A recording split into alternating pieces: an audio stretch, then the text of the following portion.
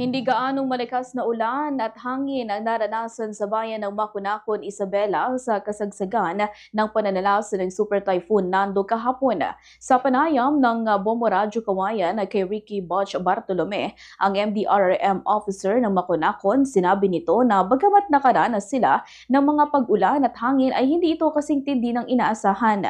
Dahil dito ang posibleng pinsala na lamang na kanilang binabantayan ay sa sektor ng agrikultura, partikular sa mga pananim na saging at ilang high-value crops.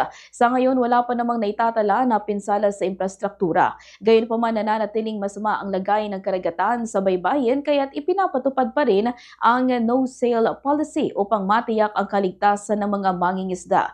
Dagdag pa ni Bartolome, nabigyan ng agaran na suporta ang ilang mangingisda na pansamantalang hindi nakapalaot para mangisda. Kabilang na ang food packs at iba pang basic assistance mula sa lokal na pamahalaan. Kasabay nito muling pinaalalahanan ni Bartolome ang mga residente gayon din ang mga kaanak sa Makunakon na nasa mabuti at ligtas na kalagayan ang mga tao sa bayan.